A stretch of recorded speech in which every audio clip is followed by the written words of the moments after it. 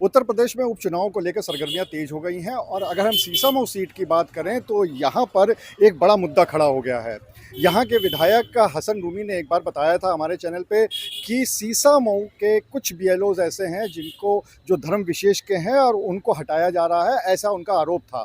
और अब समाजवादी पार्टी की तरफ से इस पूरे मामले की शिकायत चुनाव आयोग में भी की गई है। तो हमारे साथ इस समय मौजूद है हसन रूमी, उनसे बात कर लेते हैं। रूमी जी, सबसे पहले आप ही से बात हुई थी, आप ही ने इस बात को कहा था, इस मुद्दे को उठाया भी था, तो क्या है पूरा मामला ये? देखिए, ऐसा है कि समाजवादी पार्टी की ये सीसामऊ विधानसभा सीट जो परंपरागत सीट है, और भारतीय जनता पार्टी के जो उपचुनाव की जो तैयारी है उसमें वो सरकारी मशीनरी का दुरुपयोग करने के नज़रिए से कोई ना कोई नया काम कर रहे हैं। हमने आपको 15-20 दिन 25 दिन पहले जब आपने पूछा था, जब शायद ज़्यादा ये बात चर्चा में भी नहीं थी, तो ग्रास रूट पे हमने बताया था कि 111 बीएलओ जाति विशेष के इन्होंने हटा के और ऐसे लोगों को रखा है जो जाति विशेष को जो इनको सूट करते हो, जो भारतीय जनता पार्टी को सूट करते हैं।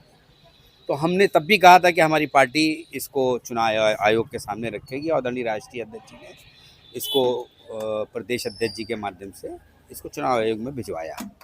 तो ये तो हमारा काम था। और दूसरा, जहाँ पर इन्होंने बीएलओ हटाए हैं वहाँ पे हमारी पार्टी के कार्यकर्ता संगठन के लोग बीएलए के माध्यम से वो काम जो ये बीएलओ ना करते वो करेंगे। और ये ज़्यादा से ज़्यादा यही करेंगे ना, हमारे आदमी को पर्ची नहीं देंगे, हमारे वोटर को पर्ची देने से मना करेंगे। हम उसके रिप्लेसमेंट में बीएलए बनाएंगे और बीएलए बनाकर हम अपने संगठन के साथ मिलके इस चुनाव में भारतीय जनता पार्टी के मंसूबों को कामयाब नहीं होने देंगे। एक बड़ा आरोप आपके संगठन की, आपकी पार्टी की तरफ से लगाया गया है कि मुस्लिम बीएलओज को वहाँ से हटाया जा रहा है, जबकि मुस्लिम बाहुल क्षेत्र भी है, वो मुस्लिम वोटर्स भी वहाँ पे ज़्यादा हैं। इसमें कितनी सच्चाई? देखिए, इससे आप समझ लिए सबका साथ सबका विकास भारतीय जनता पार्टी कहती है, लेकिन आरोप आप लोगों का है। सबका विश्वास सबका प्रयास भी कहती है। अगर सबका विश्वास होता और उनको ये विश्वास होता कि हमने सबके लिए कुछ किया है तो फिर वो ऐसा काम ना करते।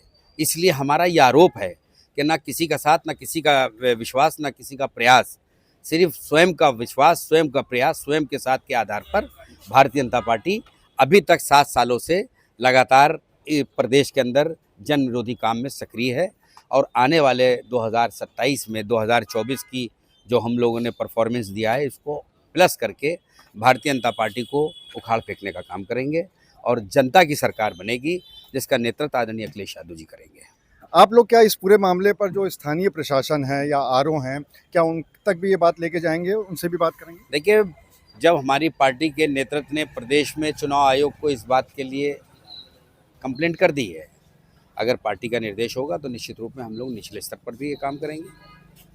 बीजेपी का ये आरोप है कि आप लोगों को अग्रिम हार अपनी सीसामऊ में दिखाई पड़ रही है, उनके नेताओं का कहना है, इस वजह से आप लोगों ने इस पूरे मामले को उठाया। देखिए, हार किसकी है ये तो चुनाव के बाद पता चलेगा। नहीं, वो पहले से ज़्यादा परेशान। हाँ, अब वो यहीं के लिए हार के नहीं है। अब आप देखिए वहाँ पे अयोध्या में क्या हो रहा है। तो इस तरह के काम करके भारतीय जनता पार्टी जो कर रही है उसको जनता समझ गई है। वो सब समझ गई है, किसी के लिए कुछ काम नहीं कर रहे हैं, सिर्फ ये बंटवारे की राजनीति करके अपने वोट को पक्का करने की नाकाम कोशिश कर रहे हैं। और अब प्रदेश और देश की जनता ने इस बात को समझ लिया है।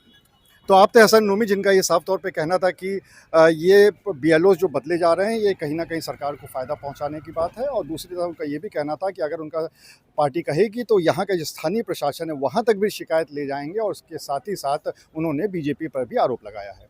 अनुराग अग्रवाल, TV9 कानपुर।